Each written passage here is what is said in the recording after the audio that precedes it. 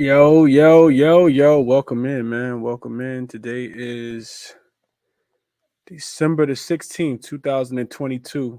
Trying to let trying to let a few people connect. Let's see.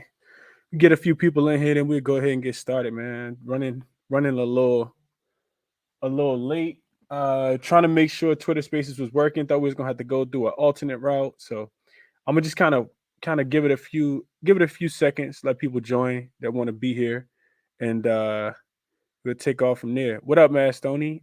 Bash Bros. Let's get to it. Heading to the Garden. Let's go Celtics. Okay, got some green money tonight on the Celtics versus the Orlando Magic. Um, let's see.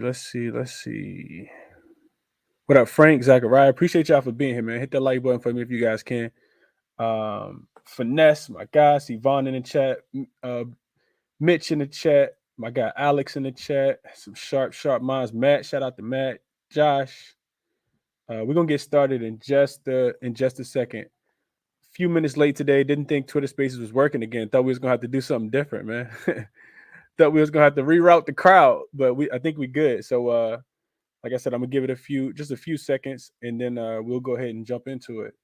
Jump into the slate today. I got quite a few bets I placed already. More than I like to place, honestly. Like some of the stuff that I found in the research that I did. So made a few bets, man. Made a few bets. Like I said, I'm gonna give it just a couple more seconds and we'll go ahead and get started. Zachariah said, "Hey Chris, we getting that dub tonight against Denver. I hope so, man. I got the shirt on, but I don't got no money on the Lakers right now. If I'm being honest with you, I don't got $1 on the Lakers. Yeah, I don't know, man. Lakers are I don't know. I do like them first half though. I talked about it earlier. I like them first half. We're gonna get to that game for sure.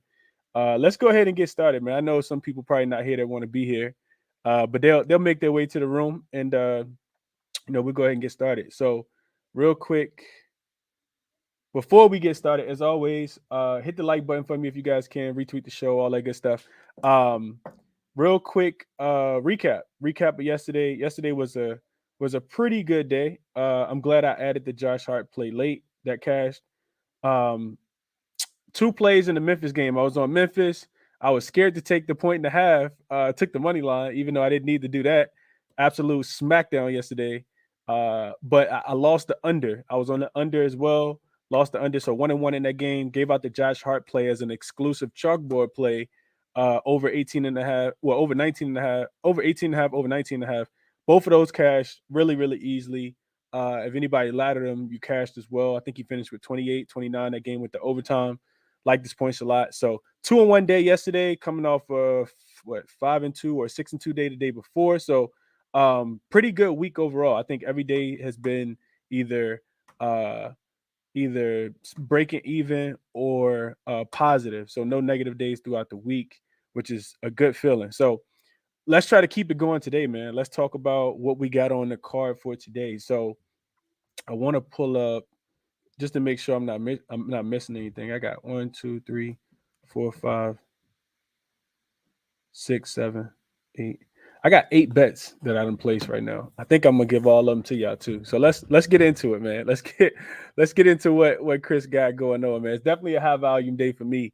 More than I typically play, but it's smaller plays too. Whenever I go like super, if I got 8 plays, I don't typically play all of them for 1 unit or 2 units. I typically start breaking it down just a tad bit to kind of protect yourself because it can be some variance. We know that it can be some variance. You can get extremely hot, you can get extremely cold. Right now, we run it hot, so let's just try to keep it going. And let's get into it, man. So I'm gonna just pull up, make sure I got the most updated odds for you guys on the screen, and we're gonna get into it. So first game up, we're going to we got 2 7-10 games, Eastern Standard Time. We got Sacramento and Detroit, so we'll start there. Then we'll go to Atlanta and Charlotte. Y'all gonna have to keep me posted on the updates as far as who's in and who's out. It's always a lot of breaking news in that department. Feels like it never changes, and it affects us tremendously. We getting information right now. Some stuff for tomorrow. Last thing we got for today. Let me just check real quick before we get started. Oh yeah, Draymond being out, and then Al Horford is available to play. Zach Collins practice. That don't help us now. Gordon Hayward plans to play. Patty Mills is ruled out in the game in Toronto tonight. Clay listed as questionable. Don't know if he's in. Okay, so let's get started, man. So first game up. Let's go to this game I just kind of talked about. Also, because it's a big slate, it's 10 games today. I'm not breaking down every single one of these games in complete detail. I will tell you guys if I got to play in the game, and if I got to play, I'll give you guys my analysis of why I'm looking at that play, and then we'll just kind of keep it moving, just so I can get more people on the stage and hear other people plays as well. So first game up, like I said, we're going to this Hawks and the Hornets game. This game opened. I'm sorry. No, I'm sorry. We're not going to the Hawks and Hornets game. We're going to the Kings and the Pistons game. So this game opened at Sacramento laying 4 when the line opened yesterday. It went up to all the way up to 6 earlier, and then now you see some money kind of come back in on Detroit in this spot. The line's at 5.5 on most books. It's still some fives out there as well. Total open at 236. Total's up to 237. I see some 237.5 as well. So what the books are telling you, they expect a lot of points in this game, and I think that's warranted. I think that's pretty accurate. This Kings team does play a lot better defense on the road, though. This is, however, the third game in 4 nights for the Kings, fourth game in 6 nights, and the last game of a 6-game road trip. This team is 9-6 ATS against the spread on the road. They're also 3-1 ATS as an away favorite, 3-1 to the over to their team total as well, which is extremely important. I'm gonna get to that in a second. 20th offensively last 2 weeks, but they get a really, really nice spot against the Pistons here. They're 6th defensively last 2 weeks as well, minus 3.4 net rating overall. Now, the Pistons, on the other hand, this team is 5-7 against the spread as a home dog. They're 8-4 to the over. Last 4 opponents that they play have all reached their team total to go over. They're also 6-2 to the over when their dogs are 5 points or more. They're coming off the overtime road win against the Charlotte Hornets the other day. That game was on Wednesday night. You see this team, they're 23rd offensively last 2 weeks, but they're last defensively last 2 weeks. And I think that's the important part to kind of mention, and one of the reasons why I really like the Kings in this spot. You back the Pistons on the road as an away dog, because typically the books are not giving them a lot of credit. Defensively, I think they were down to 11th, I want to say, over the last 2 weeks. But at home, their defense drops to the last. So real specific environment type play here. You get them, you get the Pistons. They are 10.6 net rating. So lose minus 10.6 net rating at home, which is the second worst over the last 2 weeks in that environment. So I took the Kings in this spot. I laid the 5. I also took the Kings early, laid the 1.5. And for me, that's more so just a fade of Detroit, because the Kings aren't the best first quarter team. I do kind of feel like they found something in that last game. They were in Toronto. We took Toronto. If you guys rode with me, we took Toronto first half minus the 2.5, and we got lucky, honestly. Even though the Kings were up 14 in the second quarter, Toronto cut that lead. The Kings were up 14 in the second quarter. Toronto had to fight back after losing the lead to cover and win the half by 4. In the second half, the Kings started to get hot. I think they ride that momentum in. I think they finished this road trip off strong before heading back to the West Coast. Pistons are also the worst first quarter ATS team at home, just 3-10 against the spread. Like I said, I think the Kings keep their energy in. I think it could be a trifecta spot. I think the Kings come out here with something, not really scared at all of this Detroit Pistons defense. Not at all. So I played the Kings minus the 5. I also played the Kings first quarter minus the 1.5. I think the other sneaky look in this one is Killian Hayes. We cashed on him the other day with his assist at 6.5. It did take for him to go to overtime in that game, but fast-paced game, high total, point spread indicates that it should be a close game pretty much throughout. I like Killian Hayes. I like his assist probably a little more than anything else, but I didn't play that one. Just kind of left that one on the best slip. Don't want to force too much action today, but it is a game extremely fast paced. The Kings like to get out and run.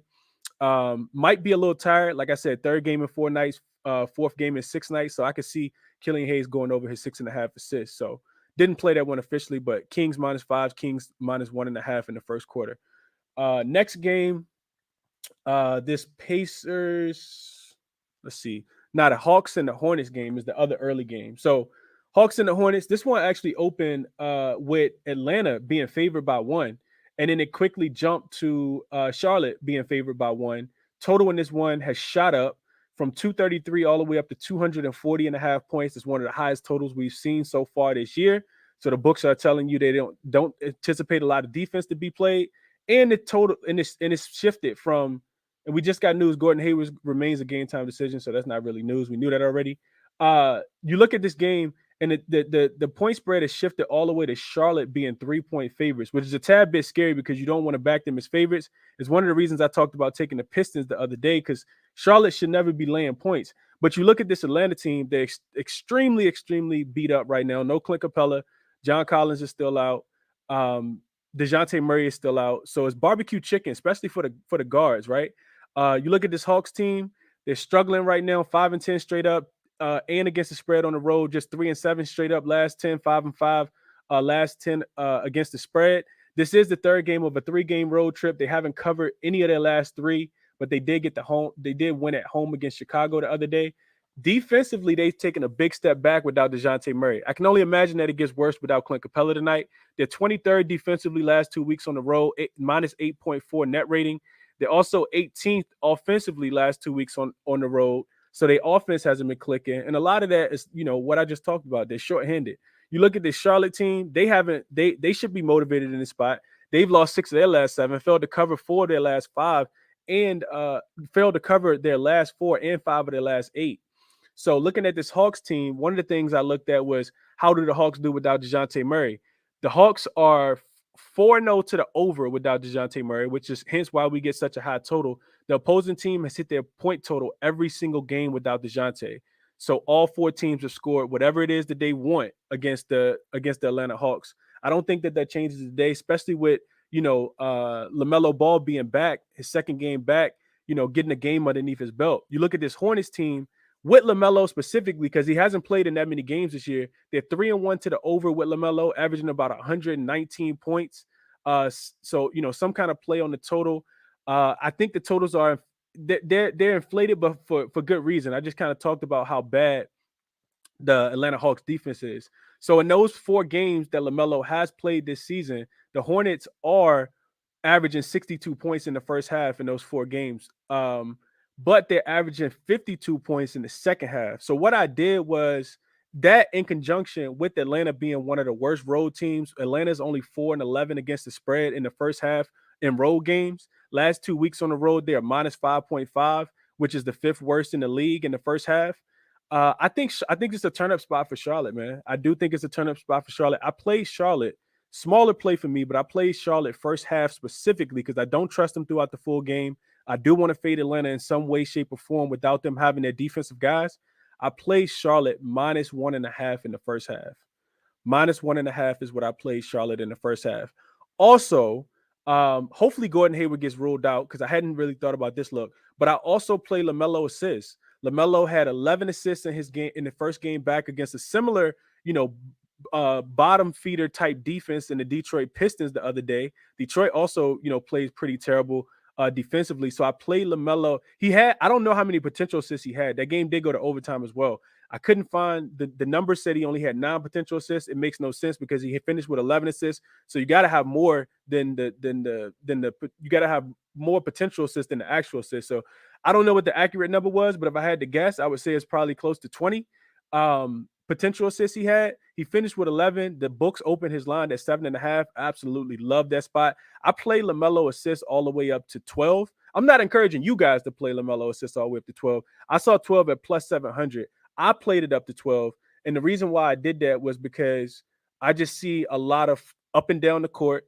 I think guys can knock down shots because Atlanta plays no type of defense. And then also another thing that I was looking at was last 5 games specifically, because DeJounte Murray's been missing. Atlanta Hawks, they're actually giving up the most assists in the league. And they're giving up, I want to say it's either 5th or 7th most assists to point guards as well. So I see LaMelo coming back, distributing the rock, getting his guys involved. Terry Rozier, Kelly Oubre, PJ Washington, maybe some oops to Mason to Plumlee down low. But I like LaMelo tonight, man. I like him a lot, especially at the crib. Charlotte turns up on Fridays as well. I see points in this game. The book indicate the spread indicates that it's The total indicates that it's going to be points. So give me LaMelo over 7.5 assists. Like I said, I laddered them all the way up. I took the 8.5, I took 10, I took 11, and I took 12. Moving along to the next game. Let's go to the Magic and the Celtics game. I don't got a lot on this game. Robert Williams will make his season debut. Al Horford is, I think, listed as in. I think that's what I told you guys. He might be. I think he's available to play. On the opposite side, Jalen Suggs and Gary Harris do remain out. They haven't played in quite some time. They still remain out in this game. You do get a sleepy spot for the Celtics, even though they are playing against the Magic. The Magic, I will say that the Magic have looked good. This will be their first road game in quite some time. They played like I think 4 or 5 straight home games. The Celtics coming off the overtime win against the Lakers, and they're traveling all the way back from the West Coast, so that could be a sleepy spot for the Celtics. They did beat the Magic early. The Magic was able to kind of hang around in that game. It feels like I talked about it this morning. It kind of I think that the Celtics should smash the Magic in this spot. But when you think about Robert Williams coming back, Al Horford coming back, it does make me kind of want to stay off the game. I don't really want to back the Magic in this spot, specifically on the road. They only average about 103 points a game. We know that if the Celtics team turns up, it ain't really too much you can do about it. Like the Celtics only losing games right now because they're missing shots. And that's really all it is, because they don't care if you score. They take the ball out and they run down the court and they shoot another three-pointer. And they don't care if they make it or miss it, because as soon as they get the ball back again, they're going to shoot another three-pointer. So I'm not in the hurry to back the Magic in this spot. I do feel like the Celtics may be laying too many points just because of the spot. Getting Robert Williams back is going to take some of the floor spacing off. He's not one of the guys that can stretch the floor. Everybody on that team can shoot the three ball. Everybody on this team, except Robert Williams, based on the lineups that they put in so far. You also get Marcus Smart, now downgraded to questionable. These two teams also play again on Sunday, so I'm not going to touch this game. Best of luck to you guys if you guys have any looks on this one. Celtics at home could be an absolute machine. Couldn't talk anybody off the team totals, but I think it's a spot that I want to kind of watch and see. I want to see what Robert Williams looks like. He also probably won't play. Shout out to my guy Finesse. We talked about it earlier. He's probably not going to play, full minutes. They probably implement him back into the scheme pretty slowly. The way I kind of project that to go. Same thing for Al Horford. I do think that they could have some chemistry issues early, but honestly, if they don't, it wouldn't surprise me if they score 40 points in the first quarter with Tatum, Jaylen Brown, Malcolm Brogdon and Derek White just hitting three-pointers. Grant Williams as well, just hitting three-pointers left and right. We know that the Magic don't defend the three-point line well, so no play for me on that one. Just kind of want to share notes on that one. Moving along to this Pacers and Cavs game, I do got an official on this game. Opened at 7.5 yesterday when I was capping it, or 7. Moved to 8. I think it went all the way up to 8.5. Totals come down from 224 all the way down to 221. I love that total. I think I referenced it this morning on the morning show as well. This total to me is a tad bit too high. You get this Cleveland Cavaliers team. We know what they do at home. They're 12-2 straight up. They turn up at the crib. Coming off the bounce back win after losing to the Spurs, they go on the road and smack up the Dallas Mavericks. Only allows 90 points in that game. Get a 15-point win. 12-2 at home. 16, 11-2 against the spread this season, but 11-2-1 at the crib. Depending on where you got the number, you might have them at 12-2 against the spread, just depending on where the closing number is. This team is 4th defensively last 2 weeks at the crib, 17th offensively last 2 weeks at home. They are plus 10.7 net rating, which is the 5th best at home. So they're winning last 2 weeks, winning games by about 11 points at the crib. They cover these big numbers too. It doesn't matter if it's a 3-possession game or a 4-possession game. They are last in pace, but they're highly efficient. The Pacers on the opposite side, first game of a 3-game road trip for them. They are 0-4 in their last four games. 0-4-3 against the spread. Last 7 meetings in Cleveland. They've also taken up some regression, right? We remember the Pacers scoring a lot of points early. Now, last 2 weeks, they're only 26th offensively last 2 weeks on the road, taking a big step back. We saw Halliburton have a game where he only had 1 point the other day. It's not going to be easy to score against the Twin Towers with Jared Allen and Evan Mobley is the way I see this game going. Their defense is picked up just a tad bit. They're 14th defensively last 2 weeks. They're minus 8.8, though, losing games by about 9 points last 2 weeks, which ranks 25th on the road specifically. They also tied for first in pace and second in possessions over that time. I think they get less possessions today because the Cavs kind of walk the ball up the court. They're going to let the big men touch it. So I like what I played in this game to kind of isolate the total. But I do think it's important to mention the Cavs do get the rematch with the Mavericks tomorrow. They beat the Mavs on Wednesday. They get the Mavs coming to Cleveland tomorrow as well. So they may save some for tomorrow. I couldn't talk anybody off the full game under. Even with the number what it is right now, I'm not playing it at 221. I played the Pacers team total specifically under what it was. The Cavs have held their last 8 opponents under their team total that's come to Cleveland. So I played the Pacers. This is a spot we cashed on with the Kings the other day. We took them under their team total. They won the game and still didn't hit their team total. So I like that spot a lot tonight. I played it. I got the number at 107.5, I want to say. Let's see. Let me just check real quick. I want to make sure I give you an accurate number. Whatever I got it at is not going to be still available now because points have come in on the under. But I still think it's a solid look if people wanted to tell that one. Let's see. So under 107.5, I got it at minus 114.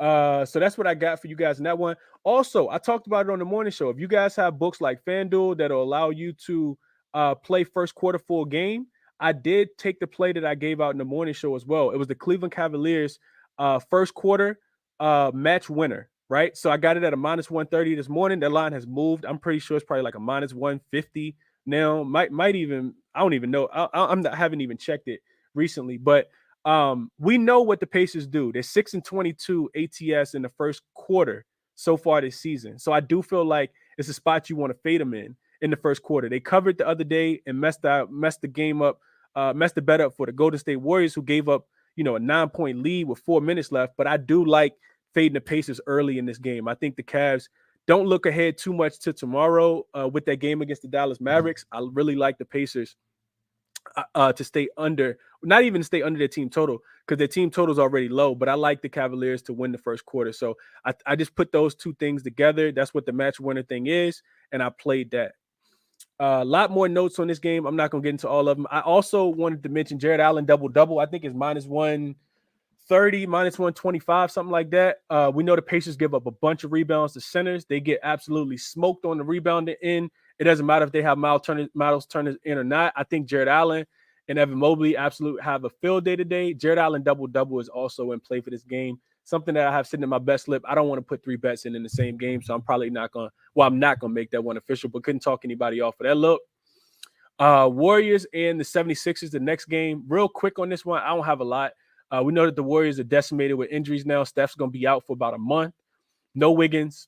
Draymond's now out. Clay's questionable. This is the ESPN game as well, and they should cut to another game because I actually don't want to see this. This should be an absolute massacre. I couldn't talk anybody off of the 76ers early in this one. First quarter, I think the spread's 3.5. To me, I think I like the first half a little bit better. One thing I looked at was the 76ers, even though they should come out and dominate these games early, they typically don't. They win the first quarter by a point and a half, and in the second quarter, they typically pick it up a lot. So I did play the 76ers in this one. I played them first half minus the 5.5, but I couldn't talk anybody off the first quarter if they want to play that. I also think I haven't even looked at the props, but of course, Jordan Poole got to be in play.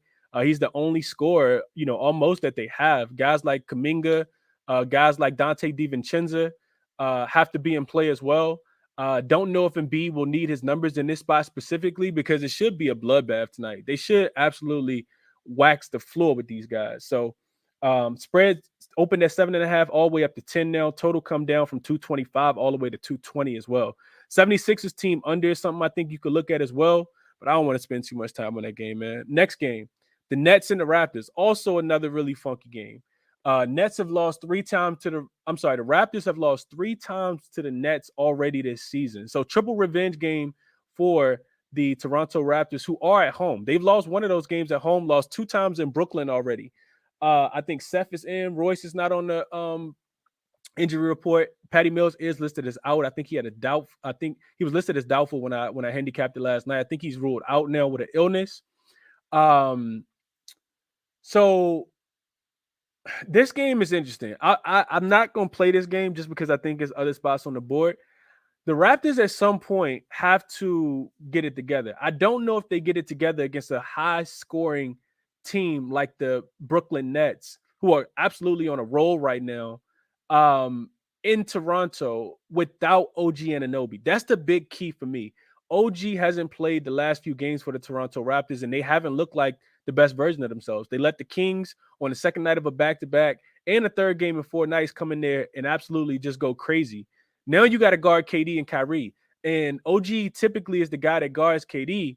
Now you don't have him to guard KD, so you probably put Scotty Barnes on him, which to me indicates that Kyrie Irving probably gets the green light being guarded by Gary Trent Jr. or who's not a terrible defender, Gary Trent Jr. or Fred VanVleet, who Fred VanVleet's absolutely food on defense. He can't guard anybody. So I still want to play the Nets. I kind of feel like it's a Raptor spot, which is why I'm not playing the game. Couldn't talk anybody up. I think my favorite look in that game will probably be Kyrie points. I think Kyrie absolutely goes crazy in this game. He has played well against them before as well. So that's why I would look in that game. I'm not playing anything in that game, though. But that's what I would kind of share with you guys. Next game, the Knicks and the Bulls. Y'all know how I feel about the Bulls, man. I'm not playing the Bulls. Glad I didn't play them the other day. I know a lot of sharp people that was on the Bulls in that game. Bulls absolutely laid an egg. This is not a team I feel like I can ever back. So I'm not backing the Bulls. Also not backing the Knicks. I think because the Knicks won the last one, the Bulls should be the spot in this one, but I'm not playing them. Knicks have looked extremely strong in the first half specifically. They've been dominating games. So I couldn't talk anybody off taking the Knicks first half. Matter of fact, let me see what that Knicks first half spread is so far. Knicks are the best first half team on the season, 20-8 overall. In away games, the Knicks are 9-5, which is also the best overall in the first half. Excuse me. Last 5 games, the Knicks are 5-0 in the first half in away games. So yeah, couldn't talk anybody off taking the Knicks. I'm not touching this game at all. Bulls typically start slow. Should be a motivational spot for them. I also think the game goes under because the last one went over. And you got to bring some kind of defense in this one. Julius Randle is very I think RJ Barrett probably regresses back to the mean just a tad bit. Julius Randle can be very sporadic at times. So I'm not looking to, take him, which is one of the reasons why I don't typically back the Knicks. I'm not even going to talk about this game no more. Timberwolves and the Thunder, another game that I'm going to kind of look over because we don't know the status of D'Angelo Russell and Rudy Gobert. Money has come in all day on the Thunder, though. So I don't take the Thunder as a favorite. I've talked about that plenty of times before. If I take the Thunder, I typically want to do it as a dog. Timberwolves are beat up right now. We know that they're without Cat. They don't have they also are without Jordan McLaughlin. And if you don't have D'Lo and Rudy Gobert, you really just out there with Noel and Anthony Edwards and guys like Reed. So yeah, I'm not on anything in this game. Jaden McDaniels, guys like that. I'm not on anything in this game. If the news does come out that one of these guys are playing, though, I do like. I probably would look towards D'Lo. D'Lo's been super aggressive lately, and fading the Thunder has continued to be a trend early, and then you take them third quarter. Thunder are the best third quarter team, especially if they're losing by double digits at halftime. It's almost an auto bet. So just wanted to share that with you guys. Something I've been live betting and playing throughout the season. Next game up, going to this Blazers and the Mavs game. The Blazers opened as 3.5-point dogs. That line is now up to 4.5, some 4s out there as well. Total has gone up from 221.5 all the way up to 226. So a lot of money coming in on the over. I think a lot of that is in big part to the way that Portland has been playing recently. This team is 8th offensively last 2 weeks on the road. They're 4-0 to the over in their last 4 games. Dame has looked absolutely immaculate. This dude is like balling on another level like he used to ball when it was Dame time. Their defense is also taking a step back, which encourages people probably to take the over. They're 25th defensively last 2 weeks. Both of these teams do have another game tomorrow, though. The Blazers play in Houston, so they got a short trip to Houston. The Mavs get on a plane tonight after the game and fly to Cleveland. They play Cleveland tomorrow. So Josh Green is also already out. Davis Bertans, I think, is questionable. I haven't seen any update on him. I don't necessarily like the Mavs in this spot. I like the Blazers. So what I got for you guys, and I played the Blazers earlier plus the 4 points. I think even if the Mavs win this game, which I'm totally fine with, I think it's a 1-possession game. right? So looking at this Blazers team, first of all, they haven't beat the Dallas Mavericks in I think it's 5 straight games that the Blazers have actually lost. When you think back to last year, the Blazers were decimated with injuries, right? They lost CJ McCollum in the trade. Uh, uh, Dame was gone, so they had these, just these really really bad, bottom feeder type rosters out. So Luka took advantage of them, and he absolutely balled. If you type in, you go to StatMuse and look up Luka Doncic's game log versus the Dallas Mavericks. I'm sorry, versus the Portland Trail Blazers, you're gonna see some really, really crazy MVP type numbers. But looking at this Blazers team, man, one of the reasons why I really wanted to get behind them today is that they are 7-4 ATS on the road. I'm sorry, 11-4 ATS on the road. That's the best road ATS record. They're 6-0 on the road against the spread with Dame in the lineup. So all 5 losses, all the losses came without Dame. They've also won 5 of their last 6. The team is hot as fish grease. They've covered 6 in a row, 9-4 against the spread as an away dog this season, 4-0 with Dame in the game as an away dog. They're also 13-5-1 ATS versus the West, 9-2 ATS versus the West with Dame, 4 straight covers. 8th offensively. I mentioned that already over the last 2 weeks on the road, 25th defensively last 2 weeks on the road. For the Mavs, first game of a home road back-to-back. We just got news that Robert Williams will have his minutes limited. We kind of talked about that already. Mavs, first game of a home road back-to-back, 3-10-1 ATS as a home favorite. So they win those games, but they don't cover because they are something like 10-4 straight up, but they don't cover those games, right? They failed to cover 2 of their last 3 as a home favorite, just 3-7 ATS versus the West as a home favorite as well. Offense is taking a tad bit of a step back recently. I know Tim Hardaway Jr. got hot. This team was hitting on all cylinders. They are also without Maxi Kleber, who was giving them about 10 points a game. Offensively, 20th offensively last 2 weeks at home. Defense, 16th defensively last 2 weeks at home. Net rating is 20th last 2 weeks. They're only a plus 1.9. If they win the game by 2, I win my bet. So I took the Portland Trail Blazers plus the 4 in this spot. Also, probably gonna get there. Haven't gotten there yet. Marcus Smart just got ruled in. Haven't gotten there yet, but I'm probably gonna get there on Dame. Probably his points plus assists is what I'm looking at.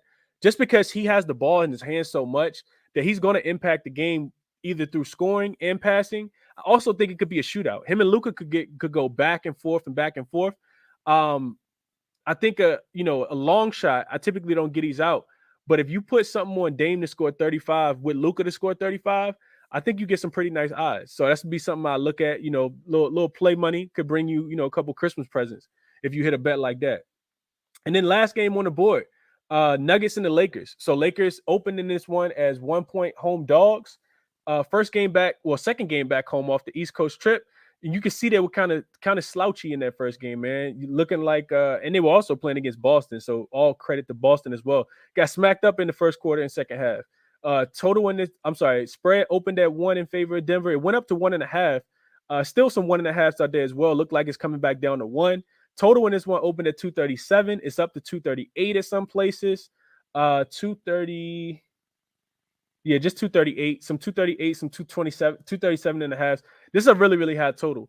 Bron and AD are supposed to play in this game. I think the Nuggets will be without Michael Porter Jr. again. But they should be at full strength. Otherwise, coming off the big win against the Washington Wizards in a game that, they just didn't play any defense. I also expect them not to play any defense in this one. One thing I have in my bet slip that I haven't pulled the trigger on yet was looking at this Laker team. One thing you don't want to do is trust them at home. You don't want to trust them throughout the whole game. This team does not cover full game spreads, but they play pretty well in the first half. So if you look at the Lakers at home in the first half, they are Lakers at home first half ATS. They are 8-2 in the first half ATS. Last 5, 4-1 ATS. So I think the Lakers could come out here early. Win the first quarter, win the first half. But that's something that I haven't placed a bet on yet. Also, I am putting this bet in. I haven't put it in yet, but I'm gonna go ahead and make this official. I'm on AD. I think he bullies Jokic again tonight. Looking at his game logs, AD actually played the late. So this is the third time these two teams played. I think they've split so far.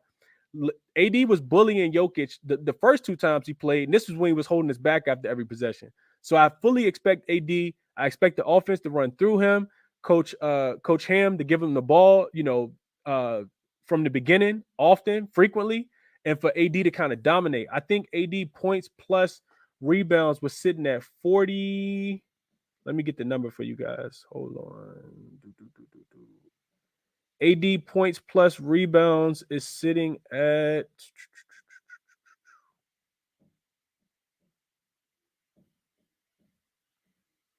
40.5. I love that number. It's getting juice. It's down to 122.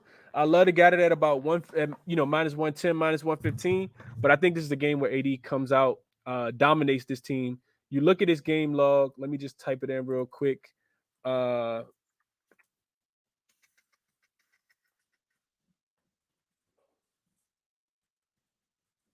Looking at AD game log, we need 41. He's coming off a 37-12 game against the Boston Celtics. That's good for what, 49. Detroit, 34-15. That's 49. Philly, 31-12 in a game that he got in foul trouble, still cleared it. That's 43. Cleveland, the game he got hurt, throwaway game. Wizards, 55-17. Cleared it with just points. Bucks, 44-10. So you got to go all the way back to the Portland game, which was played on November the 30th. So you could say every game this month, AD's going over this points plus rebounds at 40.5. So I'm official on that today. I really, really like that play a lot. So those are my plays for the day. I hope you guys heard them. And 99 people watching on YouTube. Y'all hit that like button for me, man. It's crazy how I can have 100 people watching and I get like 5 likes. It's crazy. All the information I bring to you guys. It is what it is, though, man. Let's see what we got here. I want to go over my officials one more time real quick. So what I'm official on today, like I said, I'm kind of firing, man. I got the Kings -5. I got the Hornets first half minus the 1.5. Like I said, that's a smaller play, but I do expect them to be winning with getting LaMelo back. And then hopefully Gordon Hayward does get ruled out so he don't take LaMelo assists. I'm on LaMelo assists, 7.5. I laddered LaMelo assists all the way to 12. Smaller play at 12, of course, but I did take a ladder, super high total, like LaMelo to dominate the assists. He had 11 in his first game back. Getting the Atlanta defense that's probably worse than Detroit's defense. So super high total. I like LaMelo assists a lot. Kings first quarter as well, minus the 1.5. Like I said, that's a fade of Detroit. Specifically at home, they are 3-10, which is the worst ATS record at home throughout this season. Kings finished the game off with the Raptors really, really well. I think they used that motivation. Probably a trifecta spot for Sacramento, but I just played the first quarter and then I played the full game. So -5. Charlotte first half, minus the 1.5. LaMelo over 7.5 assists. Kings first quarter, minus the 1.5. Cleveland first quarter winner / match winner. Played that one earlier. Lions probably shot on that one. Pacers team total under 107.5. Portland plus the 4. AD 40.5 points plus rebounds. That's the last look I'm giving out. And the last thing that I'm putting in my best slip. Already way too many bets, but I love all the spots, man. Absolutely love all the spots. I see my guy Snagged in the chat saying Los Angeles retirement home will never get my money. Hey, Ski, you should have bet on them against not Ski. Snag, you should have bet on them against your Bucks where we smacked y'all. Yeah, what about that, my guy? But yeah, let me get a little Laker love, man. Let me get to the request. If you got a request, you want to share a look, send me a request. I'll get to you guys on Twitter before we get up out of here. LJ, my guy, come to you first, man. What you on today? How you doing, my brother? What's going on, Chris? Happy Cash Friday to you, sir. Yes, sir. Fantastic freaking Fridays. We taking money today, LJ. What's up, man? I see you locked in for sure, huh? You I got some looks, bro. I've been in the lab, man.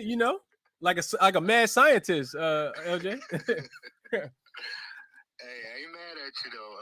But hey, let's get this money. I see some spots too. We can rob these bookies tonight, man. I got some usuals. It's a lot of advantages tonight. So let's start with I'm with you, man. I'm on Dame over 28.5. He's averaging 34 points last 5 games.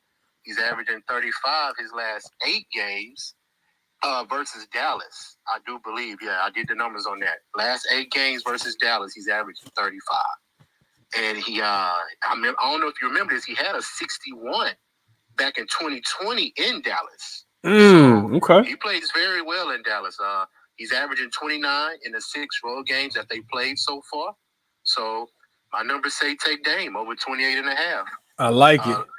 Let's go to the rebounds, man. I didn't find Miles Plumlee for some reason on my book. I don't know if you have it on your book. I was going to go with Miles Plumlee, considering Capella is out of the lineup, but I couldn't find it. So I'm just going to jump on Sabonis. That's one of my cash cows usually. Over 12.5 rebounds, minus 126, because he's averaging 12.5 rebounds on the road, which is number 1 in the league. He's averaging 13 rebounds his last 6 road games. And Detroit has allowed an average of 15 rebounds to the center position 5 out of their last 7 games. So Sabonis should hit that 12.5. Let's go to the assists. I wanted to get James Harden over 10.5 assists, but I see it's plus 110. So I want to ask the question, why is it plus money when he's averaging 12.5 assists over his last 4 games? Probably because he might be sitting on the bench, LJ, at halftime if they smack these boys up like they should. Yeah, so I think they know something. So I usually stay away from those kind of red flags. So let's go back to Killian Hayes, man. Why not? Over 6.5 assists, minus 107, averaging 8. Last 7 games, and he had 6 versus the Kings back on November 20th. So I believe he should get the 7 assists for sure. Like it. Steals.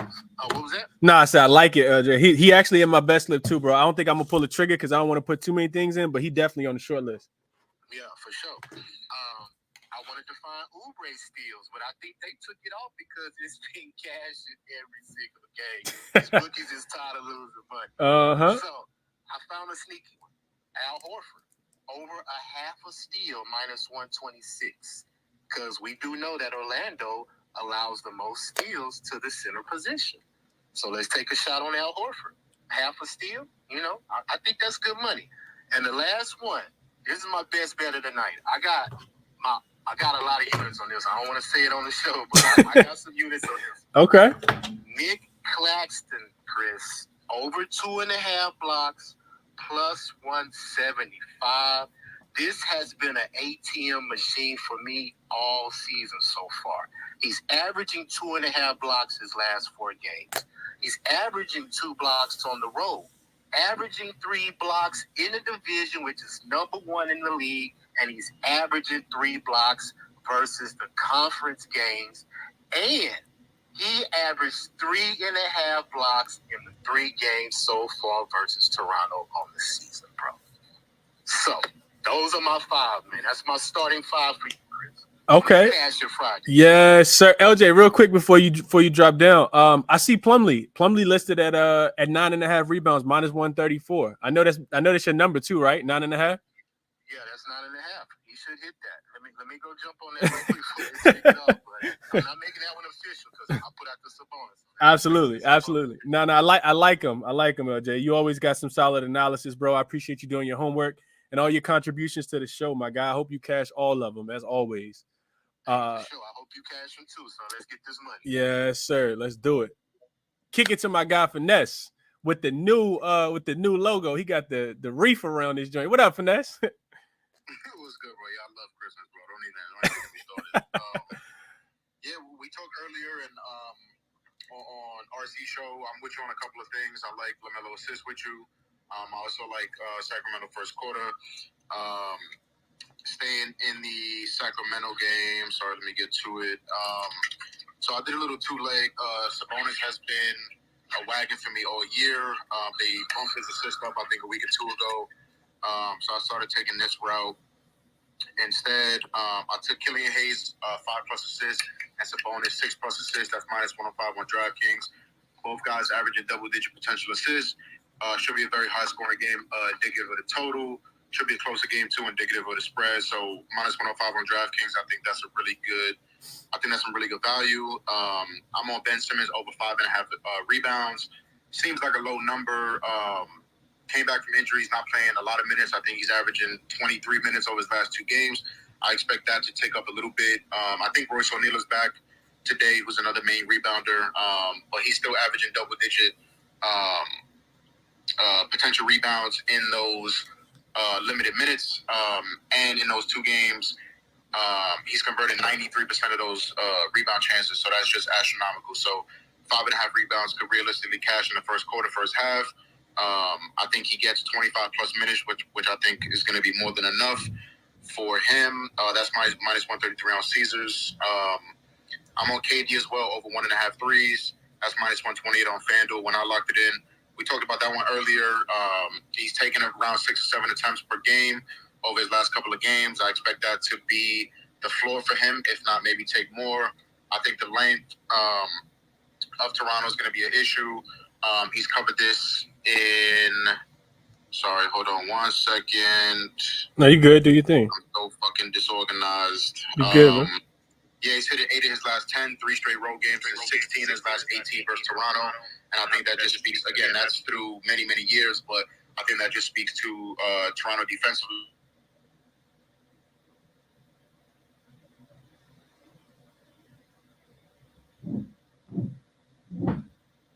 Oh, I cut it off by accident. Oh, man, you got to be kidding me, bro.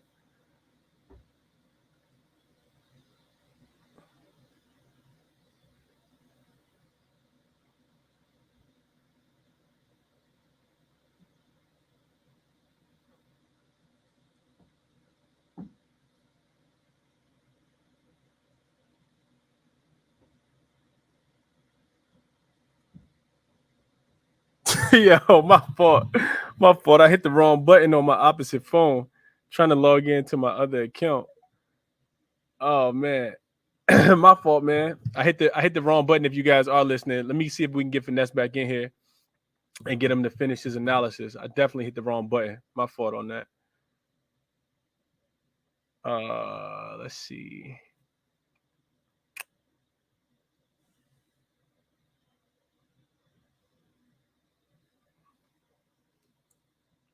As people do get reconnected, my fault, man. I apologize one time. I'm gonna keep apologizing. I definitely hit the wrong button. I want to get my guy Finesse back up so he can finish.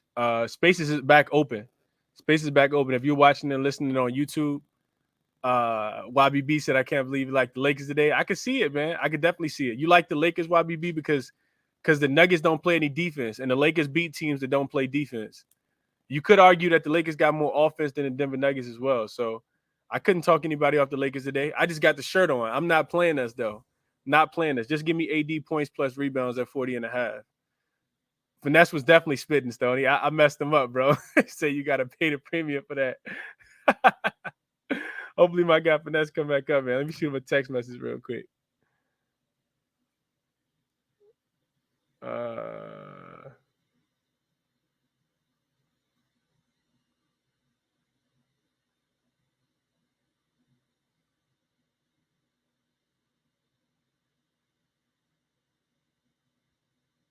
Let me see if we get Finesse back up here.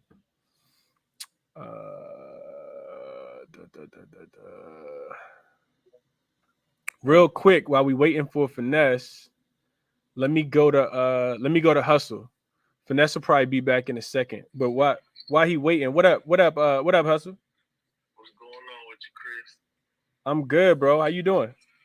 Same old stuff, just reheated, man. Okay. Right now, I'm trying to do this. You seen that, like the $10K to $10 to $10,000 challenge? Yeah. Hey, Hustle, hold on 1 second. I was waiting for Finesse to come back because I cut him off by accident. My fault. Finesse, I don't know how long I was talking. Hey, Finesse, they said you were spitting so much hot fire that that it turned to premium and it started kicking people out that hadn't paid for the space, bro, and shut the joint down. It's crazy, bro. It's crazy, bro. What's the last thing you heard? I think I pretty much went through a lot of it, right? Yeah. You was talking about Simmons, and then you was talking about Royce O'Neal coming back and how that really hasn't affected his rebound chances at all. Oh damn! So that was earlier my shit. Okay. I think y'all heard the Sabonis 6 assists, Hayes 5 assists. Yeah. Yep, got that one. Ben Simmons over 5.5 rebounds. KD over 1.5 threes. We talked about that earlier on RC show. I'm on Harden double-double in the win with my boy MJC. Okay. The double-double in the win is minus 114.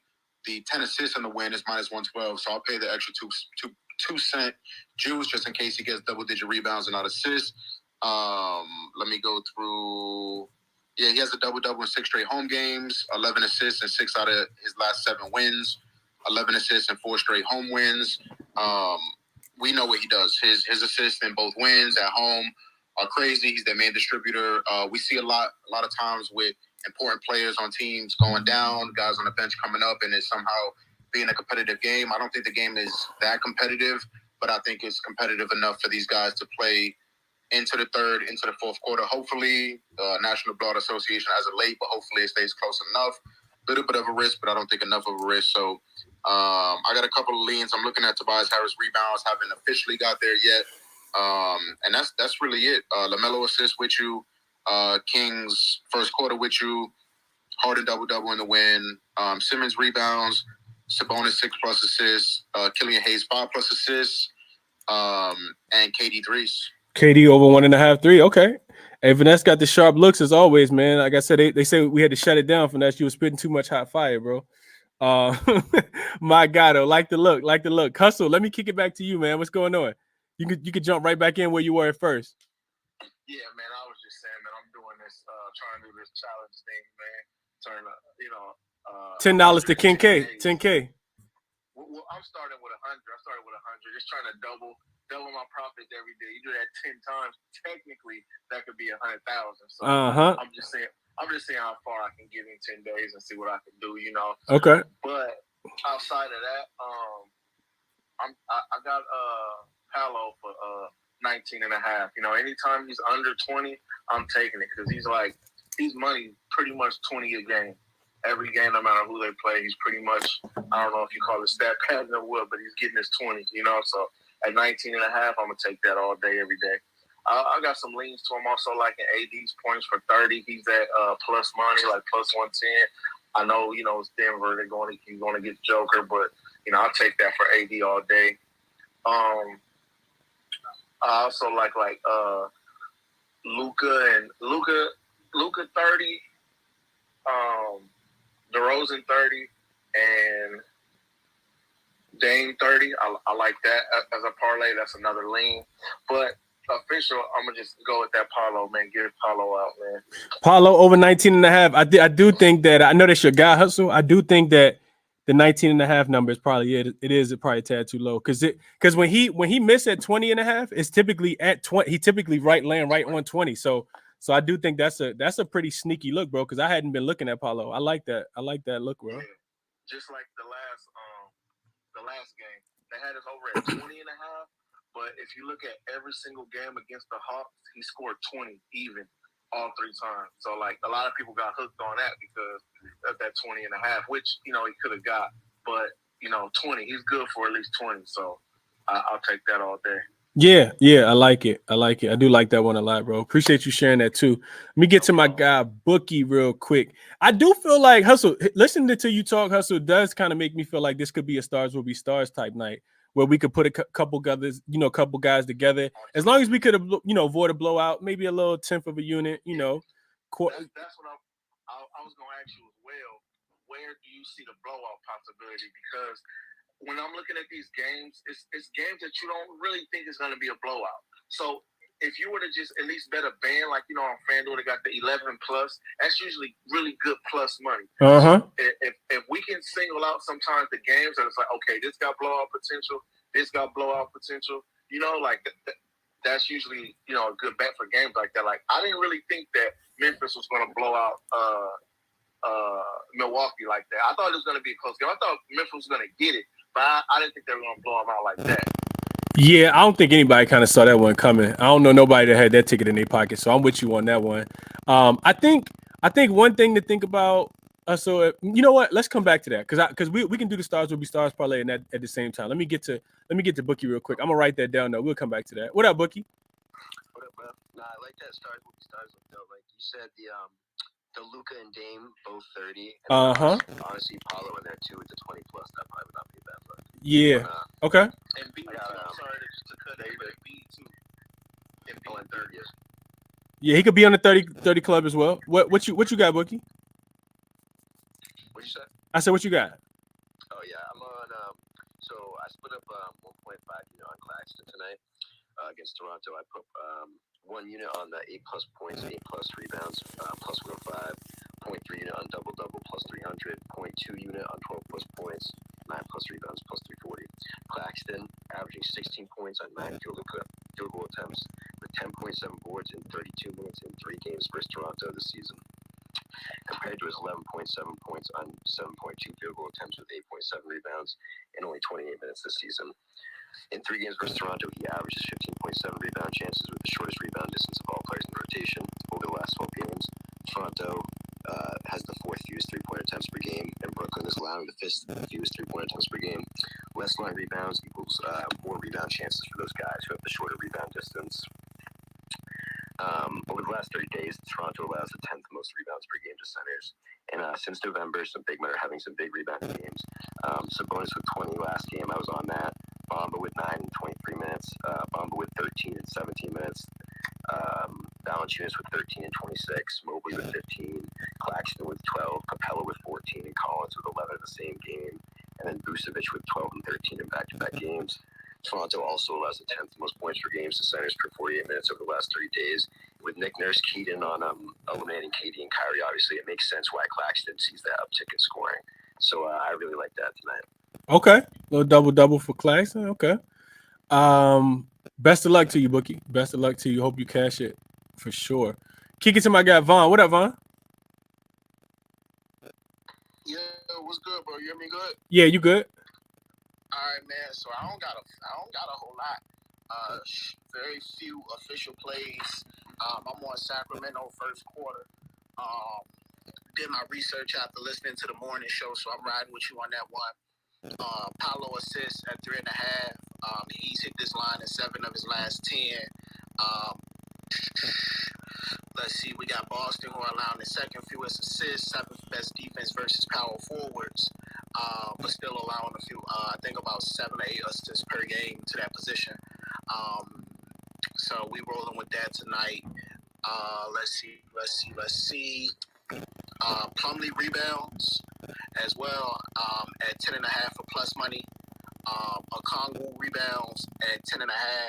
I just watched Jalen Duren get 16 rebounds versus Charlotte. Okongwu, similar player, looking to kind of do the same. I took it at 11.5. I'm with you on a LaMelo assist. I was already there. I took 80 points and rebounds for a whole unit at minus 122. I think me and you talked about this before with AD. So this last month he been killing, and I ain't played him once. So trying to get there with AD tonight. 2, 4, 5. Those are my 6 plays I got for tonight, bro. That's all I got so far. A lane to Julius Randle points and AJ Griffin points. So with that Charlotte and Atlanta game, like we said, I see it being high pace, a lot of scoring. So I do see AJ Griffin being able to get to his 12.5. His 4 threes is plus 700. I think I'm gonna sprinkle on his ladder, maybe like a quarter unit on both. I'm not gonna OD with it because the volume isn't there, but I just see high pace, high scoring.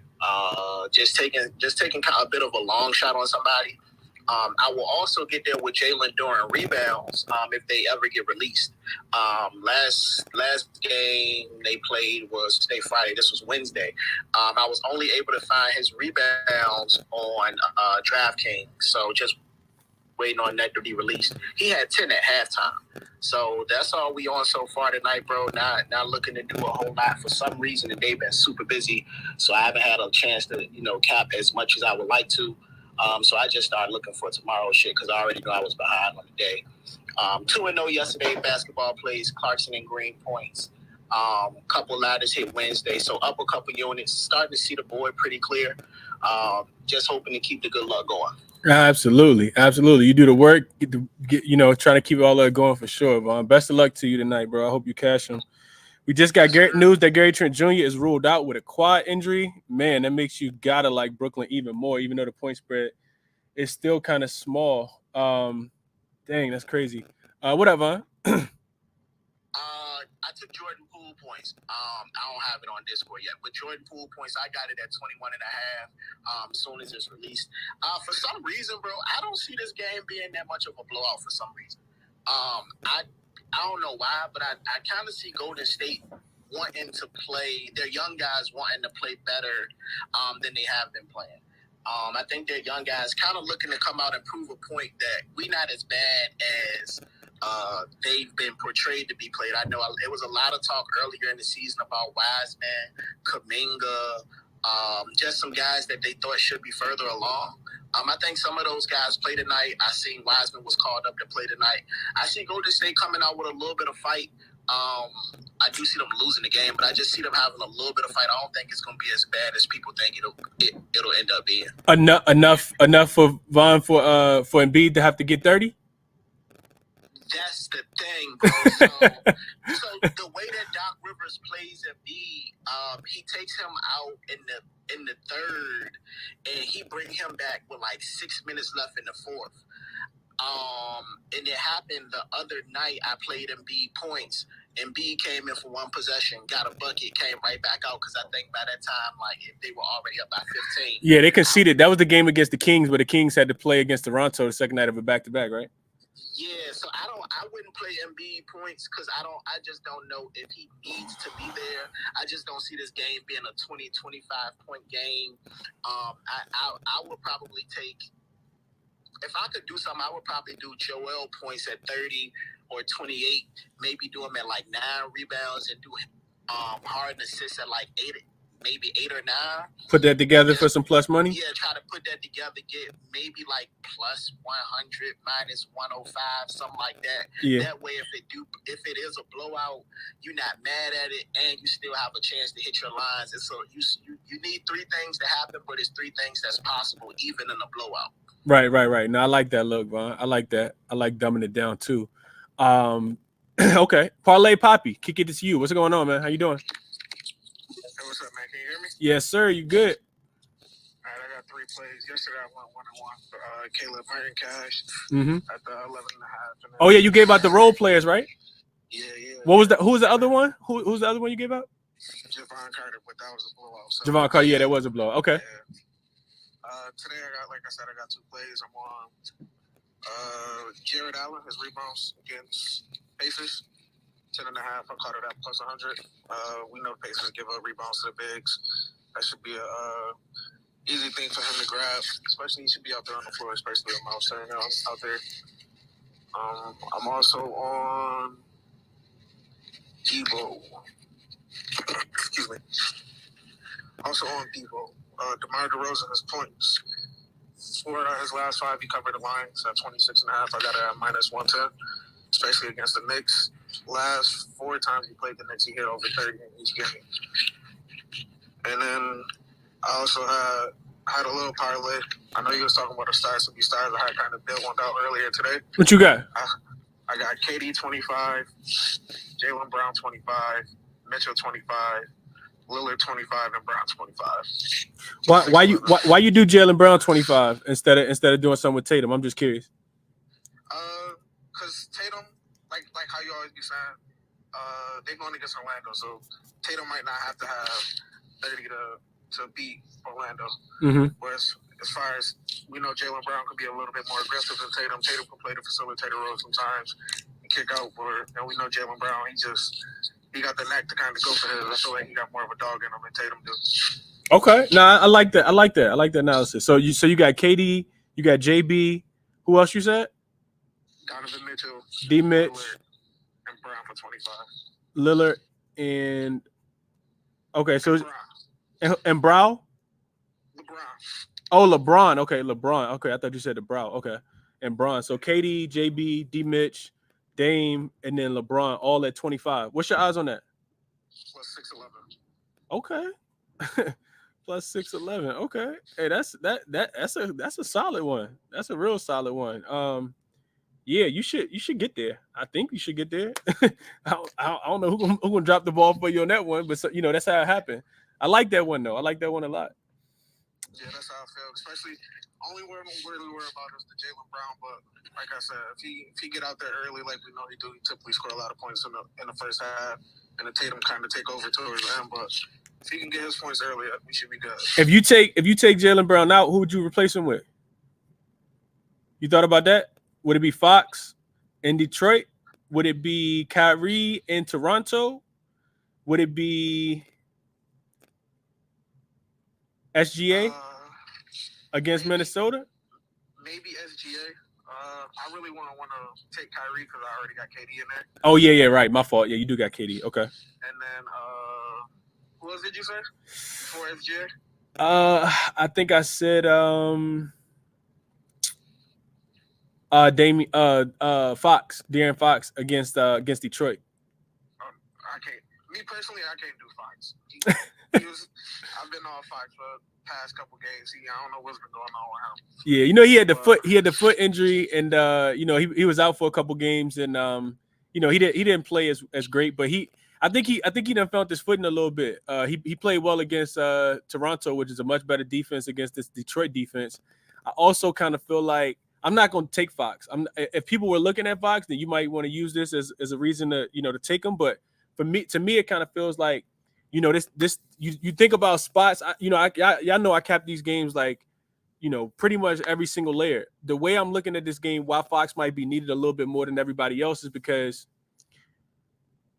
for the Kings, this is the third game in 4 nights, the fourth game in 6 nights, and the 6th game of a 6-game road trip. Not for Fox though, because Fox has been out. So they may lean on him just a tad bit more to score the ball, or he might assert himself to get this win tonight. And you gotta take into consideration. I was talking about this earlier with a group of guys. Guys don't necessarily play their best game, their first game back, their second game back from injury. If anybody watched the Clippers game last night, shout out to my boy Lando. We were talking about this. He said, "Yo, Chris, I'm gonna take D Book 25 in a win." And I said, "That sounds like a good play. What is the odds?" He said, -102. I said, "That's solid." But what if I take it? He gonna land on 24.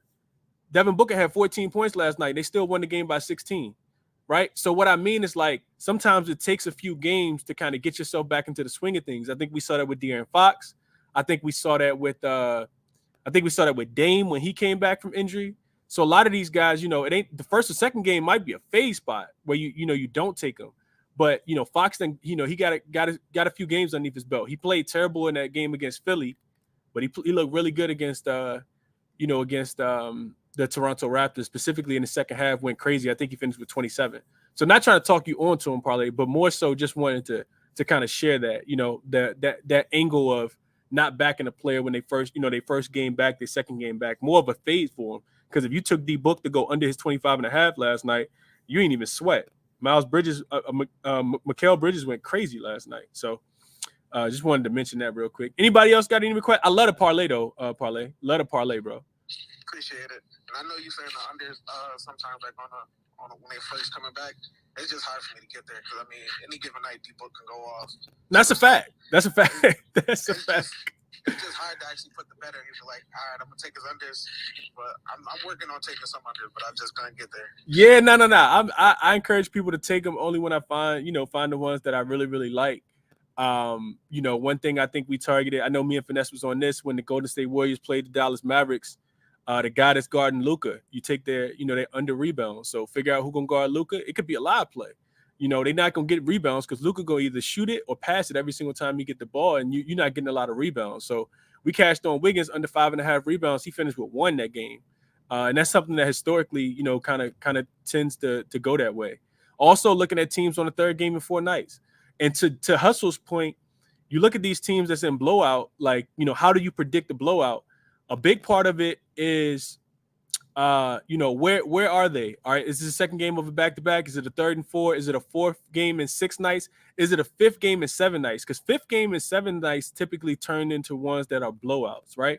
We saw that with the Memphis Grizzlies against the Atlanta Hawks the other day. I was on Memphis heavy in that game after watching the Atlanta Hawks the night before win in overtime knowing that Trae Young, shoulder wasn't 100%, knowing that Bogdanović had just came back from injury, probably wasn't going to play. It was a second night of a back-to-back, a 3rd and 4, and a 4 and 6. Trae Young rest.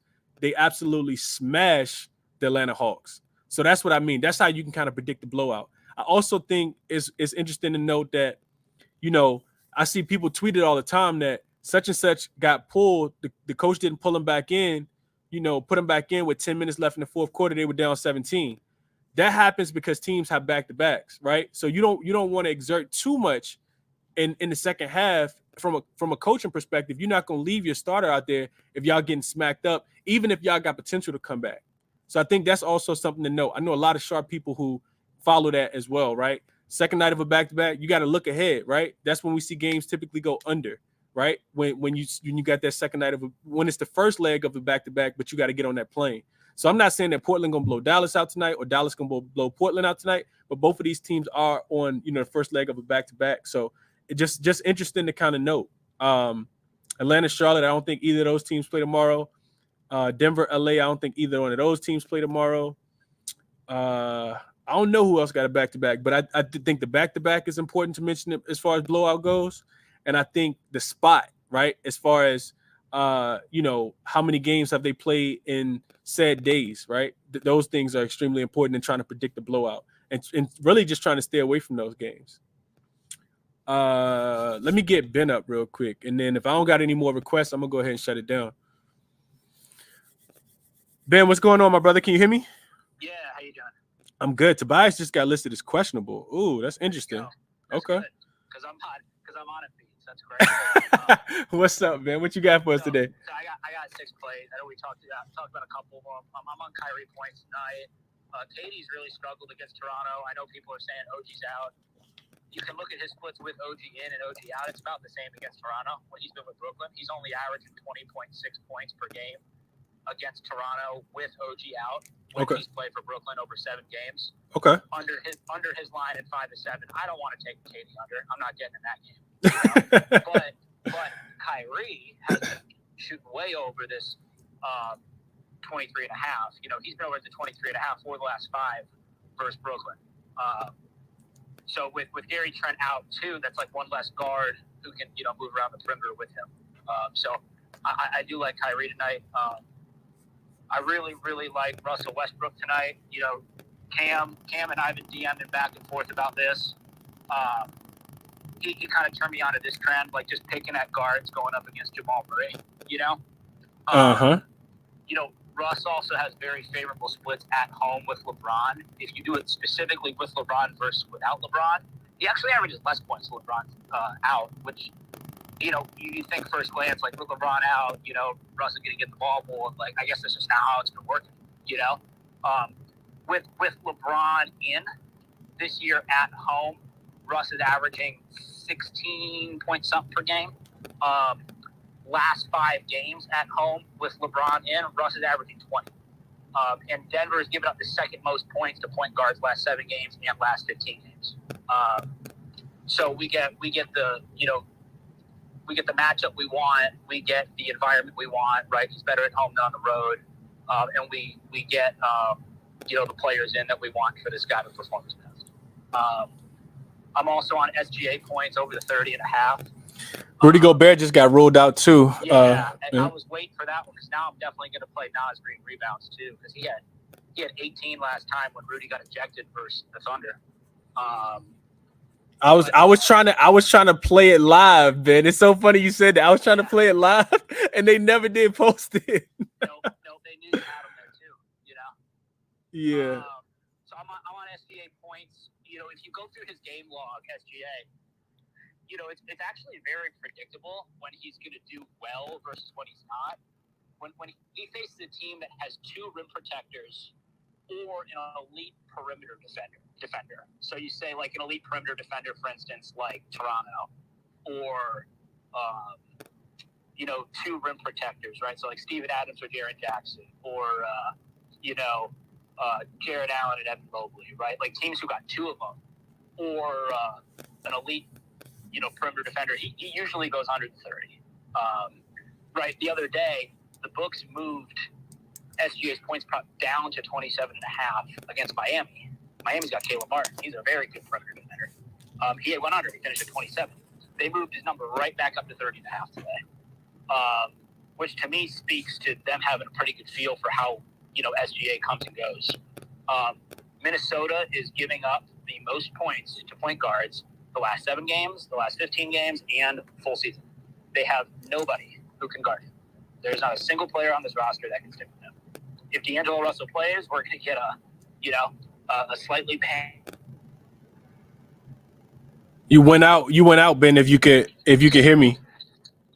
Can you hear me now? Yeah, you good. You good. You only went out when you said if D'Angelo Russell plays, and he's trying to call me. I said we either get D'Angelo Russell, who's a little banged up, trying to stick with him. Yeah, he's a game time decision too, Ben. That just came out. Or we get Austin Rivers. But I'm gonna bet on SGA there. On either of those. So, Rudy Gobert being out, I mean, that probably helps SGA a little bit. I liked it even with him in. I didn't really care just because I know that they're going to try to play Rudy off the floor with Pokusevski, right? Just running around the perimeter trying to draw Rudy out of the paint. But he's already hit this number twice against Minnesota. I know that's not a reason in its own to take him, but it shows that the idea of that they haven't been able to stick with him before. Nothing's changed. And, he's proven to be a pretty good bounce-back candidate after going under his points prop like he did last year, right? We're going from a team like Miami who can play some defense to a team with Minnesota who can't defend a guard with a leg, So I've been in on that since they dropped the line. And then the last one that I'm on is Jared Allen points and rebounds. Just from a play style standpoint, I see Miles Turner as a guy who always goes for the block shot. And that's not good when Darius Garland's in the lane because he can play the floater or he can play the lob. And the minute that Miles Turner steps up, he's going to lob to Jared Allen. So I got Jared Allen's points and rebounds at 25.5. Indiana's given up the most points and rebounds to opposing centers in the NBA the last 7 games and the last 15 games. Allen at home with Garland is averaging 16 points, 11 rebounds. So we only need an average performance from Jared Allen to get to that 25.5, and we have an extremely positive matchup. So that's kind of what I'm on. I'll wait till that Nas Reed rebound line drops. I'm going to take that for sure. Yeah, I love the looks, man. He can stick with Pokusevski. Like they can't play him off the floor. He's a little more mobile. Absolutely, yeah. And they'll probably have that thing at like 10.5, which I mean, man, he had 18 last time. Again, not a reason to take it just because he went over, but like that might be a really easy one. Yeah, I like that look. I like that look a lot. I don't think the books give enough credit to these backup centers for rebounding purposes. Like, dude, look what Moses Brown did last night. Like, right. I was messaging back and forth about that one. Yeah, almost the full ladder. Yeah, up to 14, we get 12, and even with the blowout, we get 12. So, yeah. These centers, these backup centers who can rebound, they don't get enough credit by the books. But that's all I got. Yeah, no, good solid looks, Ben. Excellent analysis as well. Appreciate your contributions to the show.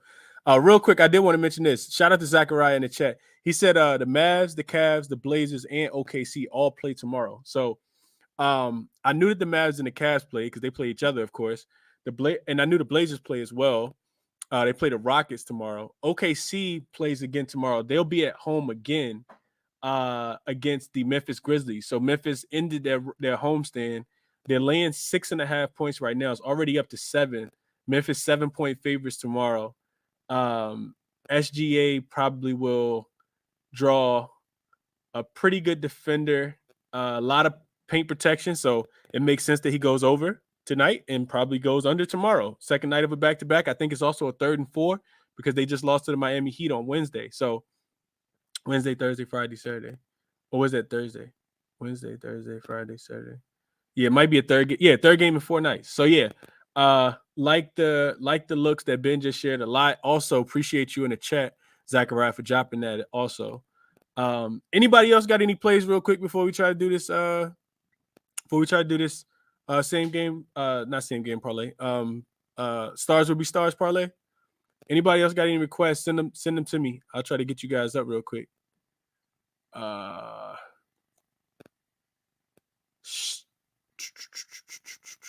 Straight Bet King. You gotta have some bangers if your name's Straight Bet King. Straight bet. What up, man? How you doing? Hey, what's going on, Chris? How you doing, man? I'm good. How you? Good. What you got for us tonight? I just want to give you guys one strong pick tonight. I really love. Everything's kind of dependent upon the roster. You know how shit goes in the NBA, man. Kind of wait until maybe like 10 minutes before, literally. The game I'm looking at tonight, it's going to be Dallas and Portland. Dallas, after I believe Dallas lost their last game, right? Yes, they did lose. They lost to Cleveland. They lost to Cleveland 105 to 90. Right. I like Dallas tonight. I like Dallas tonight on the spread. After a loss, they are undefeated at home. They're 6-0 at home after a loss. They recently played Blazers in Dallas. Dallas won by 5. I believe the spread was 5.5 on that game. Blazers did cover. I think Blazers are also a good road team, but I think Mavs come out here and take care of business. Okay. And then one more look I really love. Nets and Raptors. Raptors are kind of, they just can't figure it out, bro, like on the defensive end, man. Like I said, after a loss, they're very strong at home. I just don't see it today, man. They played the Nets 3 times this year. They lost all 3 times. I see the same thing happening tonight. So, I don't like to say lock or anything like that, but like I said, man, go ahead and book Nets money line, man. Be comfortable with that play. I like that look. Straight. I didn't get there with it because it seems like a little funky to me, but if I had to play the game, that's the only way I'd be able to look to. Right, it does, but like, you know, if you just kind of like look at all the numbers, the trends, the history, and everything. Like I said, after a loss, Toronto was good at home, man. But like I said, they just can't figure it out on the defensive end, man. They need OG. They just can't. Yeah, they need OG a lot. And now you down Gary Trent Jr. and you're getting this really hot team that's coming in off 3 days rest. I would only be able to look towards the Nets as well. I'm with you. Right, and then also, man, real quick, man, I don't want to hold you guys up, man, but real quick, man, today's Friday, man. Like I said, bro, like Vegas knows everybody got paid, man. And like I said, man, they want your pockets, man. So like I said, don't be surprised if Warriors cover that spread. Don't be surprised if Magic cover that spread or even win outright. So like I said, just beware, man. And also check into the rosters, man, before y'all place your bets. Absolutely. I appreciate the insight and the knowledge, my guy, for sure. Finesse, what's going on, bro? Yeah, I just want to say real quick, some people mentioned the AD. Somebody just sent me that AD 25 plus is boosted on FanDuel, and the max bet is 150. Usually it only put like. Oh man, Finesse, don't tell me that, bro. I don't know. I just want to throw that out there. You know what I'm saying? Oh man, they know he gonna have the flu right after tip off before the ball even get dribbled up the court. God damn it, I'm off AD, bro. I told you I have 40.5 points plus rebounds. Scratch it, bro. Don't put that bet in. Take it out. He might have 21 rebounds. Yeah, you never know. Yeah, 21 rebounds. Yeah, nah. Yeah, if AD boosted, bro, he getting hurt. Somebody gonna poke him in his back or something, trip him. Yeah, God. Against Jokic, like, bro. Oh man. All right, never mind. That ruined my night, bro. That ruined my night. I'm taking Braun points now because if not, we're gonna get smashed. So, hey, I appreciate you sharing that, Finesse. It's not what I wanted to hear, but I appreciate you sharing it, bro. All right, so cool. So real quick, I'm gonna go back over my official plays real quick, and then we'll do the little parlay, the little player prop parlay. Hey, I see some smart people in the chat, man. Wham, Ski, y'all come up here, man. If y'all got a minute, help me build out these the stars will be stars parlay. Who y'all liking tonight to go nuclear? Y'all send me a request if y'all available. No pressure, but send me a request if y'all available. Let's see. All right, so official plays. I'm going into the bet slip. I am on. Oh, I got both of the guys. They both free. That's what I'm talking about. So I got Kings -5. I got Charlotte first quarter. Charlotte first half -1.5. LaMelo on his assists, 7.5. I laddered them to 12. Don't like it as much that Gordon Hayward is in because Gordon Hayward was getting assists when he was in, but it doesn't really scare me off too much. Kings first quarter -1.5. Cavs first quarter winner / match winner. The under for the Pacers team total at 107.5 versus Cleveland. Portland plus the 4. And already locked in AD 40 and a half points plus rebounds. Don't like it as much now that it's boosted though. But that's what I'm on official. Wham and Ski. I don't care which one of y'all go first. I just want to know if y'all had to give me somebody that's gonna score 35 points tonight, who would it be? And why? I ain't betting no player props yet. Let me look at it real quick. Okay. Wham, what you got? So I'm on that. I think I heard you say you on LaMelo over assists. Uh-huh. I heard that correct. I'm on that with you, brother. I got the 7.5 at plus 110. I think he got to rev up, man. You got to get him right. You know what type of time he's on. He's pass first point guard. He's gonna get his points. PRA guru type shit. It's gonna be on display, but I think the assist is gonna be prioritized today. I like that a lot. That's a look I like. I do also like the first quarter winner and match winner for the Hornets as well at plus 150. I did take a stab with that. And then as far as the question that you asked, honestly, bro, I'm not going to lie. I think it's going to be Jokic. I think Jokic is going to drop 30 plus, type. I think Jokic is that guy. So, I mean, that's not saying that much because, it's not saying that much. But he tends to have a good game against us, even though we have AD, good matchup. I think he probably is that guy. That's the first person I thought about when you asked that question. Nah, I appreciate that. When I hadn't thought about him, they only got him listed at 25. Extremely high total. You would think that without MPJ being there, it's got to be a guy like him, right? To step up and be able to provide some scoring, versus Laker team that gives up a ton of points in the paint. When I know because you're a Laker fan like me, bro. We give up more points in the paint than pretty much every team in the league. So I think Jokic is a really solid look. Someone I wasn't looking at. Finesse, you got somebody? Oh, no, go ahead, Ski. Can you hear the music? I need to turn that shit down. No, it's low. It's low. You good? All right. Well, I was just Man, that Drake over there, bro. It's currency, man. Come on, man. Come on, bro. Hey, Gobert out tonight. Can't nobody stop SGA anyway, bro. I see him going off for 30. If you gotta ask me anybody who's gonna score 30, and then if Gobert out, he gonna be out the paint. And then Russell game time, Anthony Edwards probably scored 32. Shit, that's the game I probably think. Love it, bro. I love it. The collaboration, bro. I love it. Jokic, SGA, and love all the looks, bro. Love them joints. I absolutely do. Yeah, I absolutely do. And the Timberwolves need a win, man. Ant probably might go for 40 tonight, for real. They don't got nobody that can guard them. The last game turned into a track meet. As soon as Rudy Gobert got kicked out, I know we talked about that one in the chat. I gave out the over in that game. That joint cashed by 40 points, I think it did, in the second half. Love these two. I'm going to be putting something on this. Finesse, you got something, my brother? Anything you want to contribute to this? Yeah, I really like SGA. I think just targeting these awful defenses, I think D Mitch could go. I think Spider could go crazy today. I mean, Sacramento, Detroit, I don't really see anybody going super stupid. But yeah, I like SGA. I like Donovan Mitchell. Those probably my top two. Your top two? Okay.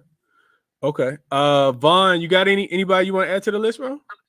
Hey, if I had to pick somebody to go off, I'm going with Dame, bro. Dame and Anthony Edwards would be my two. I just heard Ski say Anthony Edwards. Dame volume been crazy. His 3-point attempts been crazy, which helps as well. And I don't know. I think Dame just like going against the Mavs for some reason. So I would like Dame tonight, actually. Dame little 30 piece. Okay. Yeah, I can see it. I can see that one too. What about Parlay Poppy? You got anybody you want to throw on the list? Anybody? I'd say DeMar DeRozan. Like I said, last 4 out of 5 games against the Knicks, he hit 30 every game. So, and Randall, he like to get in foul trouble. DeMar DeRozan get a lot of points from the line. So, DeMar DeRozan. DeMar 30, or just take him over his player prop. Like y'all can do these straight. Y'all can do these parlay. You can put 2 of them together, 4 of them together, whatever you want to do. But these some sharp looks, man. I think all these pretty sharp for sure. The Bulls in a bounce back spot, super tight revenge narrative there. Just lost to this team. DeRozan shoots the ball pretty much every single time. I feel like Levine has got pretty passive, even though he should be due for a big game sooner or later. But I like the DeRozan look a lot. Let's see who else. Straight bets. You got anything? Any player you got going off tonight? If you had to pick one.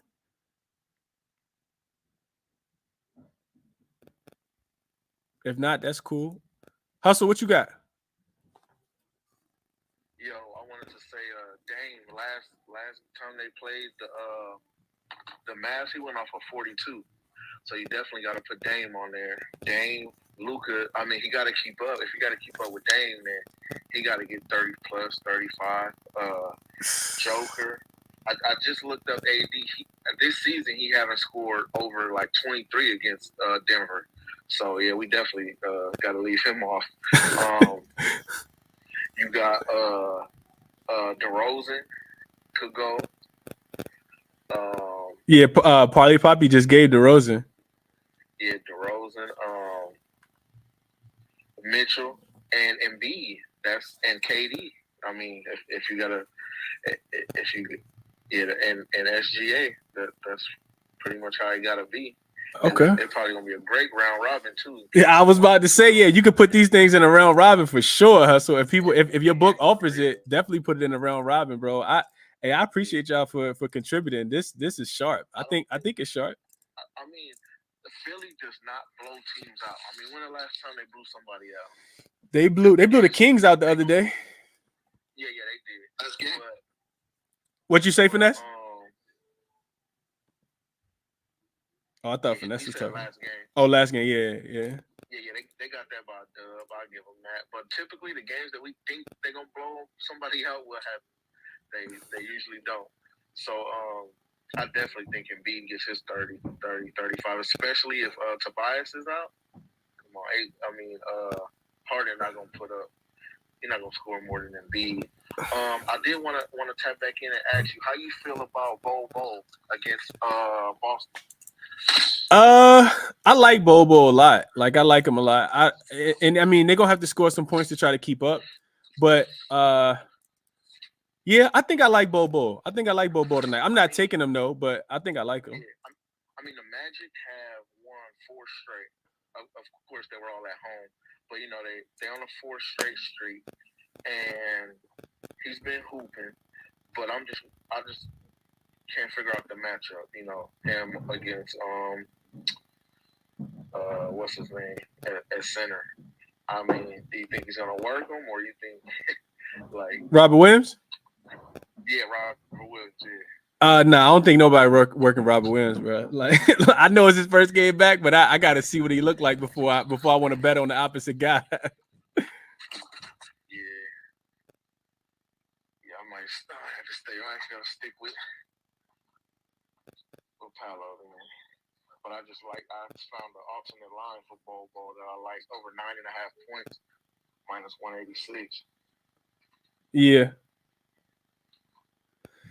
Yeah, okay. Finesse, to you and then Vaughn, then we're gonna wrap up. What up, Finesse? Yeah, I got your last leg. You ready? Yeah. Ready for it? LeBron under 2.5 threes. I'm going. I'm not adding that to the stars when he starts, bro. Wham, you out? Oh no, Wham said nah. Wham said get out of here with that, Finesse. What up, Vaughn? Yeah, he tripping. And Braun might hit them 2.5 threes in the first quarter. What up, Vaughn? Oh shit, my bad. I'm going Bogdanovich, bro. He's not a star, but I'm after I watched that Steve Clifford interview the other night when he was talking about ain't nobody on his team playing defense. Like I can't single out nobody. I'm going with Bogdanovich. I'm gonna go with 25 or either 5 threes, whatever had the highest odds, and I'm gonna go with Dame with 35. I think Dame 35 is plus 260. I'm gonna sprinkle on that. I'm about 10 minutes away from the crib. I'm gonna see how much change I can find in the car, and whatever I find, I'm sprinkling on that. Okay. All right. Cool. I can see. Yeah, I think we in for it. We definitely got some guys that could go nuclear tonight, man. I don't know how you guys want to do it. I'm not even gonna make a suggestion, but I think the top looks have all been mentioned. Shout out to Wham. He talked about Jokic. He typically dominates us. We give up. When I say us, I mean the Lakers. We give up a lot of points in the paint. SGA mentioned by Ski. I think SGA, I kind of talked about it. SGA probably goes over today and probably goes under tomorrow versus Memphis. When Memphis comes into town tomorrow, extremely rested. SGA will be on a third game in 4 nights. So I think SGA has a big night with Rudy Gobert being out, like Ski said. Anthony Edwards on the opposite side. He got to, especially if D'Lo gets ruled out, Ant got to go for 40 just to keep this game probably competitive. I do think looking at Noel is also another look, but not in the Stars Move Stars parlay. So Jokic, SGA, Ant, D. Mitch, I could see him playing well. I know that Garland is a little banged up with the hand injury. He still hasn't looked like the best version of himself, even though he does play better at home. So I could see him going for 30. But I really like Dame tonight a lot, man. I talked about his points and assists. Didn't put that one in because I took the +4 with the Portland Trailblazers, but I could see Dame going for 30 and Luka matching them with 30 as well. So I know Luka points are sitting at 32.5, but you don't have to take the 32.5. You can take 35 if you want to. Do what you feel most comfortable with. But DeRozan, I like that look as well from Parlay Poppy. Embiid to get 30. I'm there with that one as well. And I don't even know what the odds look like. I think Bogdanovich is another solid one too, because Charlotte does not play a lot of defense. So it's either going to be Bogdanovich or Trey, because they don't have a lot of guys to actually score the ball. So love all those looks. And, some version of this will cash.